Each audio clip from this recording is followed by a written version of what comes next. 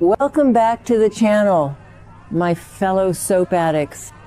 We seriously need to talk about the Days of Our Lives recap Friday, July 24 episode because my mind is officially blown and my stress levels are through the roof.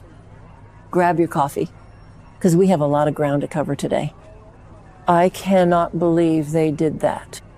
I mean, I am sitting here staring at my screen, rewinding this Friday, July 24 episode over and over again, and my jaw is literally on the floor. I am so unbelievably furious with EJ DiMera right now that I could scream. But wait, I'm getting ahead of myself. Let's back up. We all know EJ has done some despicable things in his life. He is Stefano DiMera's son, after all.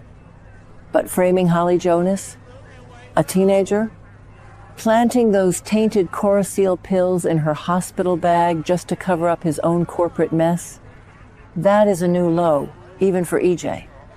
And watching Johnny finally corner his dad and grill him about it was the highlight of my entire week. Johnny is fuming, and honestly, he has every single right to be. Because think about it. Johnny has been trying so hard to be the good son, trying to help EJ navigate the DiMera Enterprises chaos and deal with Tony's shifting plans. He stepped up as COO. He put his own life on hold while dealing with Chanel's heartbreaking cancer diagnosis. And how does EJ repay that loyalty? By framing a young girl that Johnny actually cares about.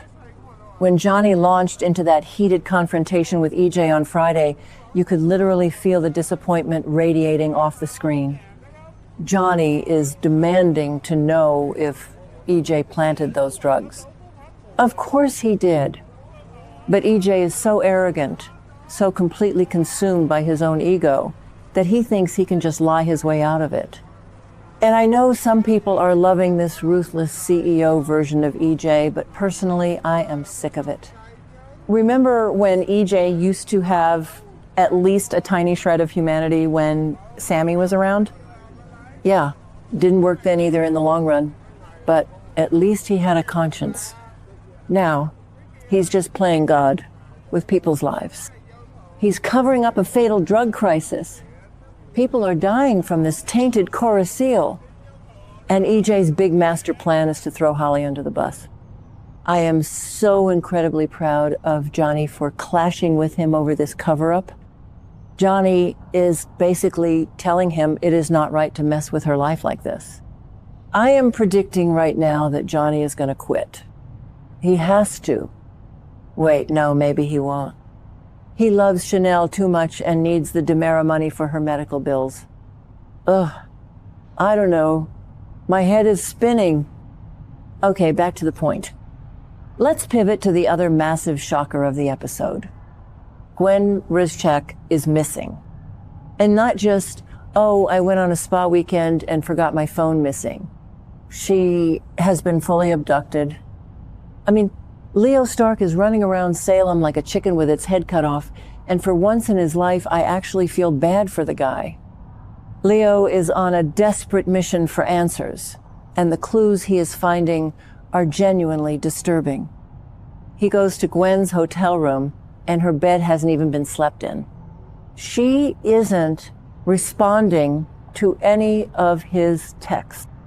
And if you know Gwen and Leo's friendship, you know they are constantly scheming together. For her to just go radio silent, that means something is horribly, terribly wrong. So Leo does the only thing he can think of. He turns to Melinda Trask for help. Yes, you heard me. Melinda Trask, the cutthroat district attorney who usually wants to lock both of them up. But Leo actually convinces her to help him investigate. And what they uncover is pointing straight to Dmitri von Leuschner.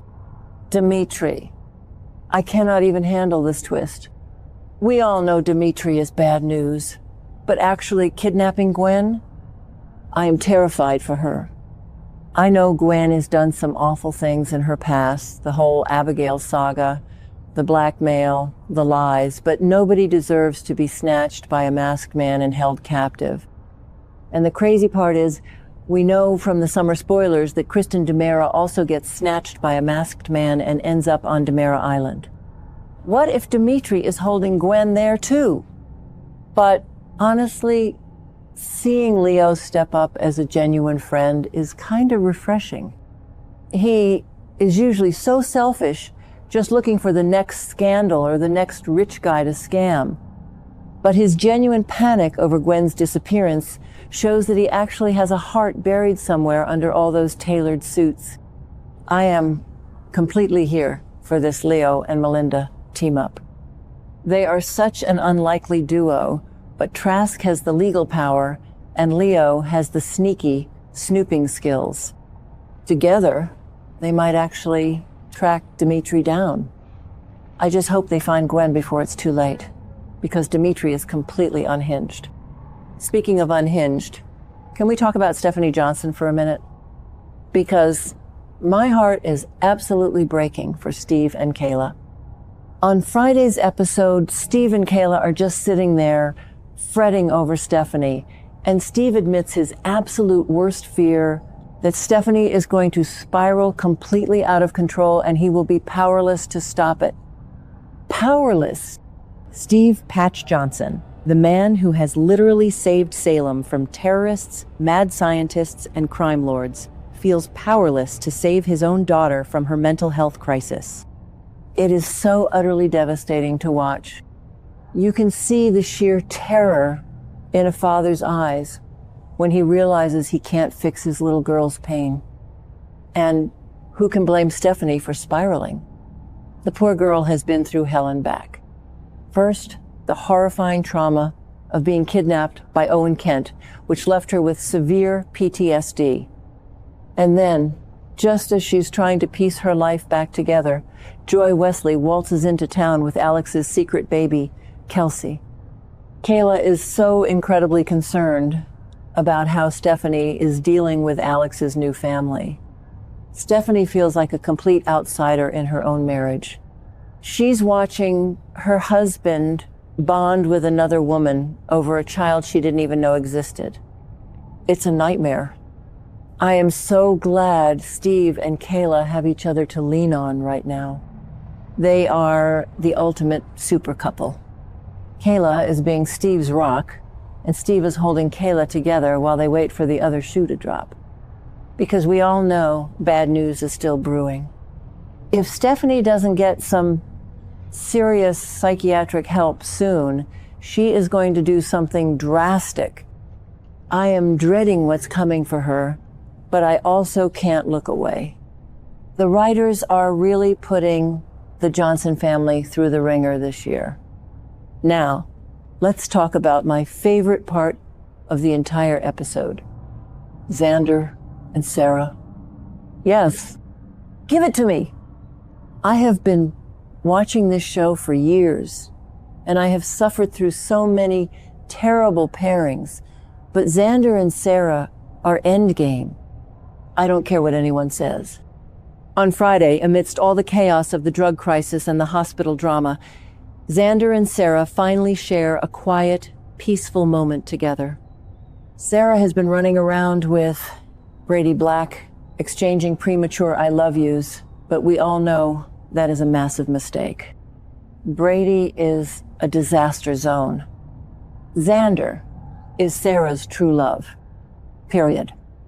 And Xander is in such a tight spot right now, which makes him so vulnerable and real.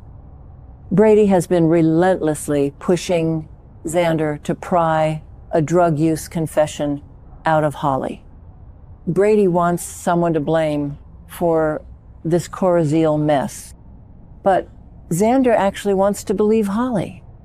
He looks at the evidence, the pills in her bag, but his gut is telling him that the teenager is telling the truth. He knows what it's like to be framed. He knows what it's like to have the whole town turn against you. So he is resisting Brady's pressure which is making Holly furious with him anyway because she feels like nobody is on her side. But the beautiful part is that Xander confides all of this in Sarah. He opens up to her about how conflicted he's feeling because she is his safe place. And watching them reconnect, watching Sarah look at him with that soft understanding in her eyes, it just proves that they belong together. They are living under the same roof for Victoria's sake, but the romantic tension is undeniable. Sarah is finally realizing that Brady is not the man for her. Xander is. He always has been. I am predicting a full-blown reunion by the end of August, and I am absolutely here for it. So, to wrap up this massive emotional dump, Friday's episode was a masterpiece of tension and character drama.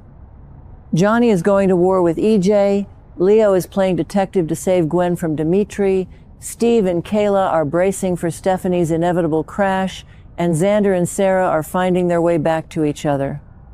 I am exhausted, I am exhilarated, and I desperately need it to be Monday right now so I can see what happens next. Let me know in the comments if you guys are as stressed out as I am. Let's discuss.